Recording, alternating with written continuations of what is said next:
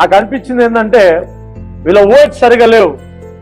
వీళ్ళ వర్డ్స్ అనేది, వీళ్ళ ఒప్పుదల అనేది సరిగ్గా లేకపోవడం వల్లనే వాళ్ళు యుద్ధాలను ఫేస్ చేస్తూ ఉన్నారు. అవునా?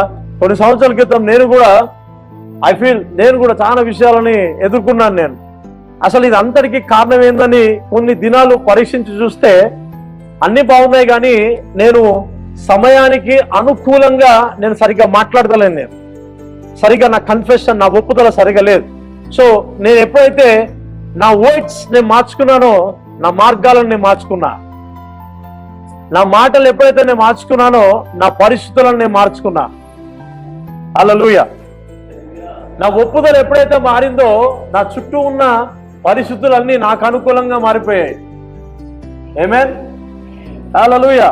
కన్ఫెషన్ ఏం చేస్తుందంటే మనల్ని ముందుకు నడిపిస్తుంది. అవునా? గ్రోత్ కావాలన్నా, ఏ బ్లెస్సింగ్ కావాలన్నా, కుటుంబ పరంగా if you want to see growth కావాలన్నా కన్ఫెషన్ సరిగ్గా లేకపోవడం వల్లనే. అవునా? ఒక మాట చెప్తా నేను. ఒక వ్యక్తికి ఏదో ఒక సమస్య వచ్చింది అనుకోండి, శరీరంలో ఏదో ఒక బాధ వచ్చింది, తీసుకుపోయి హాస్పిటల్లో అడ్మిట్ చేశారు. తన యొక్క ఒప్పుదల ఎలా ఉంటుంది? డాక్టర్లు ఒక్కసారి 2 సార్లు రౌండ్స్కి వస్తారు. 10 సార్లు వచ్చారనుకోండి, తన ఒప్పుదల ఎలా ఉంటుంది చెప్పండి? తన ఒప్పుదల ఎలా ఉంటుంది? డాక్టర్ని అడుగుతారు, సార్ ఏమన్నా అవకాశం ఉందా, సార్ బ్రతికే అవకాశం ఉందా అని అడుగుతాడు. అంటే తానున్న ఆ పరిస్థితిలో తాను ఏం మాట్లాడుతున్నాడో అదే తన మీదకి వస్తుంది. మీకు అర్థం కావాలని క్లియర్గా చెప్తున్నా. తానున్న పరిస్థితిలో తాను ఏది మాట్లాడుతున్నాడో అదే అతను తన మీదకి తెచ్చుకుంటాడు. అందుకే మనం ఉన్న పరిస్థితుల్లో మనం ఏం మాట్లాడాలంటే దేవుని వాక్యమే మాట్లాడాలి. హల్లెలూయా. నువ్వు ఏమి ఎక్స్పెక్ట్ చేస్తున్నావో, ఏ సల్వేషన్, ఏ రక్షణ, ఏ కాపుదల, ఏదైతే ఆశిస్తున్నావో దాన్ని నువ్వు పలకడం వల్లనే అది నీ మీదకి తెచ్చుకుంటావు నువ్వు. Praise the Lord. హల్లెలూయా. ఇంట్లో ఏదన్నా గొడవ అయినప్పుడు ఎదుటి వ్యక్తి బాగానే ఉంటాడు, కానీ పడుతున్న వ్యక్తి 2 మాటలు ఎక్కువ మాట్లాడతాడు. ఆ 2 మాటలు ఎక్కువ మాట్లాడడం వల్లనే తిట్టే వ్యక్తి కొట్టిపోతాడు.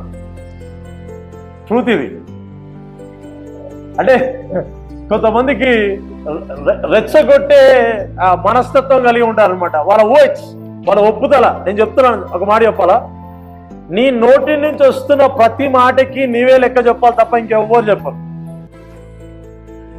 నీ నోటి నుంచి వస్తున్న ప్రతి మాటకి నీవే పట్టుపడతావు తప్ప ఎదుటి వాళ్ళు ఎవ్వరూ పట్టుపడరు. Praise the lord. మీకు ఒక సందర్భం చెప్తా. అవునా?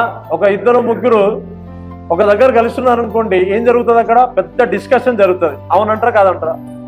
బైబిల్ ఏముంటుందంటే ముసలమ్మ ముచ్చట్లు పెట్టొద్దు అంటాడు. అవునా కదా? అవునా? సో ఆ 3-4 అక్కడ కూర్చొని మాట్లాడుతున్నప్పుడు జరిగిన డిస్కషన్ ఏదో ఒక నెగిటివ్ వర్డ్స్ వారి విషయంలో వీరి విషయంలో బయటకు వచ్చినప్పుడు అది అక్కడికి సమాప్తం అయిపోయిన తర్వాత ఏదో ఒక సందర్భంలో ఇట్లా జరిగిందంట కదా అని అంటే నీకెవరు చెప్పారు అని అడుగుతాం. నీకెవరు చెప్పారంటే ఫలానా వ్యక్తి చెప్పారు అని అంటాం. అవునా కదా? చెప్పండి, అవునా కదా? అవునా? ఈ ఎదుటి వ్యక్తి ఎక్కడికి పోతాడు? ఎక్కడికి పోతాడు?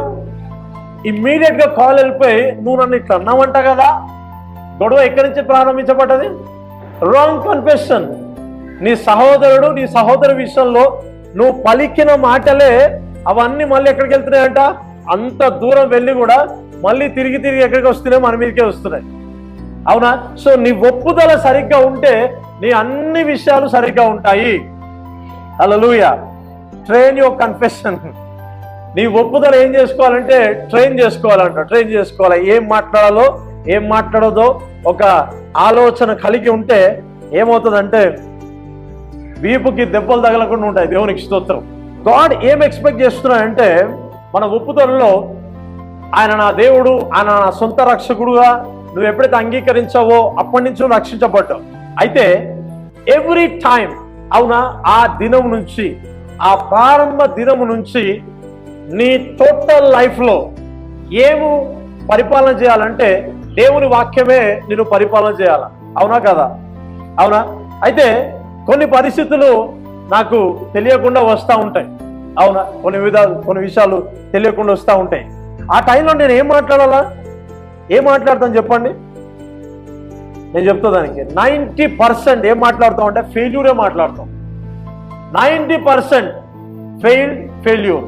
అంతే, ఇది కాదు, ఇక నేను చేయలేదు, నా వల్ల కాదు, నేను పొందుకోలేను, అవుతుందో కాదో, ఇవన్నీ ఎక్కడున్నాయంట? నీ హృదయంలో ఉన్నాయి. నువ్వేం మాట్లాడుతున్నావు? అవే మాట్లాడుతున్నావు. సో ఆ పరిస్థితికి వ్యతిరేకంగా ఒకవేళ నీ ఒప్పుకోలు ఉన్నట్టయితే సాక్ష్యంగా మారుతుంది, సాక్ష్యంగా మారుతుంది. కొందరిలో వెనువెంటనే సాక్ష్యాలు ఎందుకు రావు అంటే వాళ్ళ సాక్ష్యానికి రావాలని ఆశిస్తున్నా కానీ వాళ్ళు ఒప్పుకోలు అనేది సరిగ్గా లేదు.